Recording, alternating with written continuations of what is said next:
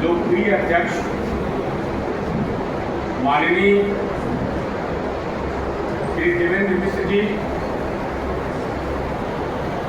तथा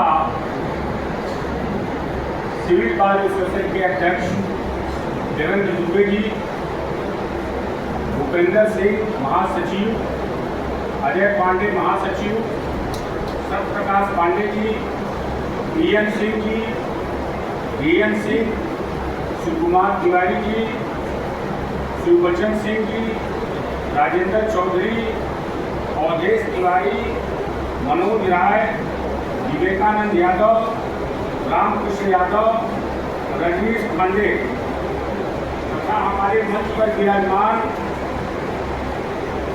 बलिया जनपद के न्यायाधीश अमित पाल सिंह, परिवार न्यायालय के न्यायाधीश वीरेंद्र कुमार पांडे जी, संजीव कुमार तिवारी जी के सीटी के जज साहब, हमारे लोकप्रिय सांसद बलिया के पांडे जी, लखनऊ से आए सत्यप्रकाश पांडे जी तथा मंच पर अन्य लोग हमारे बीच उपस्थित जो चुनाव हुआ है, सत्यप्रकाश ओझा जी, रजनीश कुमार पांडे जी, गिरीश तिवारी जी, शंकर राय जी, ज्ञान प्रकाश गुप्ता जी, श्रीराम सिंह, पंकज गुप्ता जी, श्रीराज अंसारी जी, पृथ्वीराज भार्गव, अमित तथा जुडिशरी से आए हुए न्यायाधीशगण, हमारे पत्रकार बंधुओं तथा हमारे सम्मानित अधिवक्तागण। ये बलिया की धरती है और बलिया पूरे देश में, प्रदेश में बागी बलिया और क्रांतिकारी बलिया के नाम से जानी जाती है। बलिया के लोग जब इस देश की आज़ादी की लड़ाई शुरू हुई तो सबसे बढ़ चढ़ करके भाग लिया और सन 1920 में जब महात्मा गांधी जी पहली बार बलिया में आए थे और मीटिंग किए थे तो बलिया के नौजवान क्रांति के लिए उत्साहित थे। उसके बाद पंडित जवाहरलाल नेहरू आए, मदन मोहन मालवीय आए और मोतीलाल नेहरू भी आए बलिया में। और सन 1942 में बलिया का नाम क्रांतिकारी बलिया पड़ा और तब से लेकर के बलिया के तमाम लोग स्वतंत्रता संग्राम सेनानी के रूप में रहे हैं। और एक इतिहास अभी तक पढ़ रहा था, 6200 लोगों ने उसमें हिस्सा लिया था।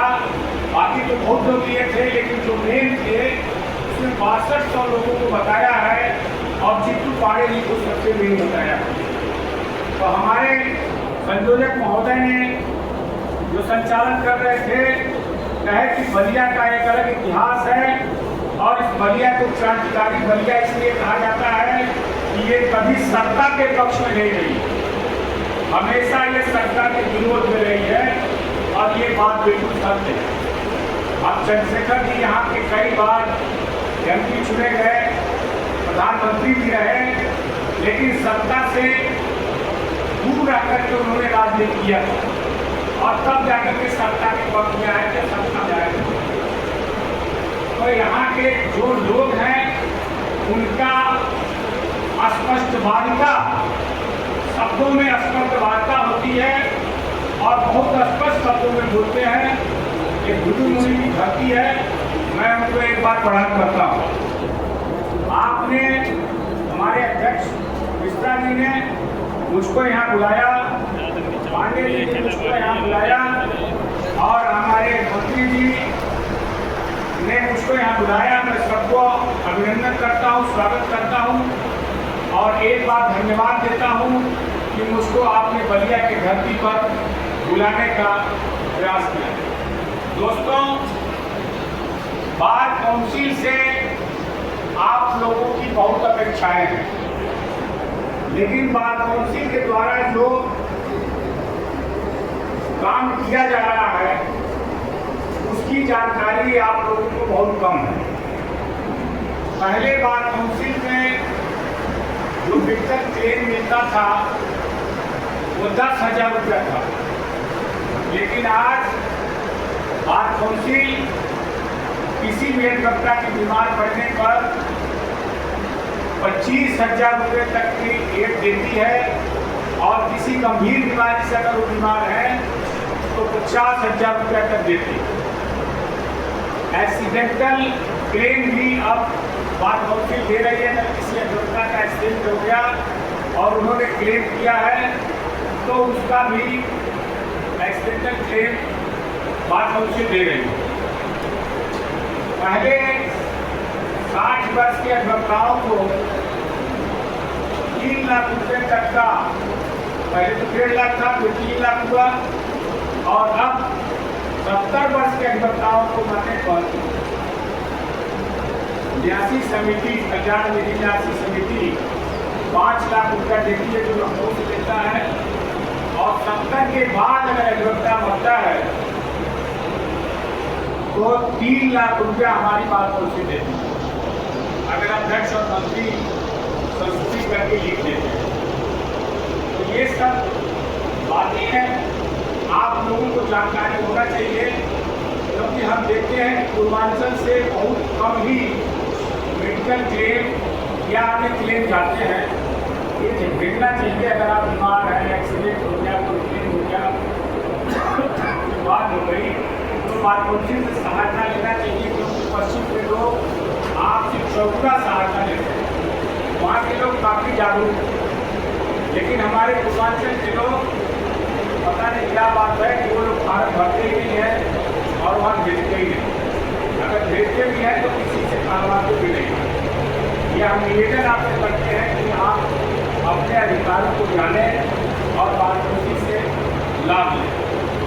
दोस्तों, अधिवक्ता समाज जो है और अधिवक्ता जो है, यह आज़ादी की लड़ाई से लेकर के आज तक इसकी उपयोगिता इसलिए बनी हुई है, ये समाज के सबसे दलित और पिछड़े वर्ग की खड़ा होकर के, चाहे वो एसएसपी हो, चाहे डीआईजी हो, चाहे डीजे हो, चाहे डीएम हो, सबके समक्ष खड़ा होकर के उनकी बातों को कहता है और उनके लिए लड़ाई लड़ता है।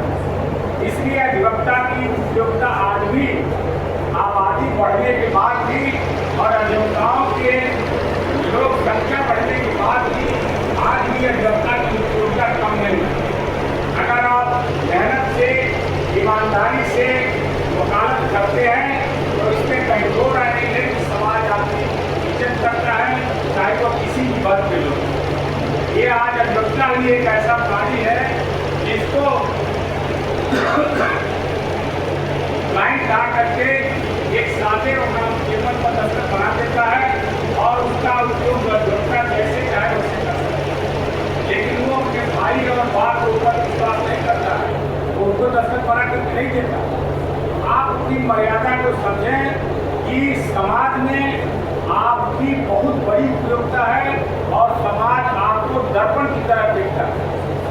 जब भी समाज में कोई अत्याचार होता है, कोई भ्रष्टाचार व्याप्त होता है, कोई व्याप्त होती है, तो आप देखते हैं सबसे पहले अधिवक्ता खड़ा होता है और अधिवक्ताओं के बीच से ही लड़ाई की और क्रांति की बीज बोया जाता है। यहाँ तक कि अंग्रेजों की यहाँ से शासन के समाप्त करने के लिए भी हमारे अधिवक्ता बंधुओं ही सहायता किए थे।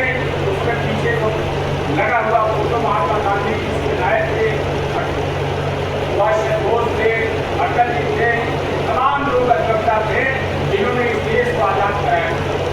लेकिन 1952 में जब पार्लियामेंट चुनी गई तो 80% अधिवक्ता पार्लियामेंट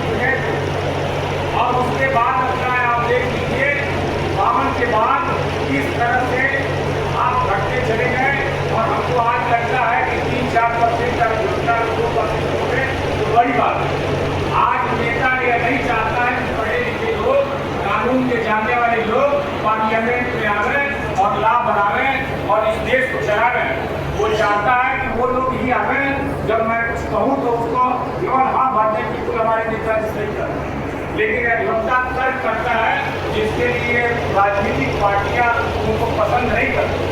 लेकिन मैं कहता हूँ कि आप लोगों को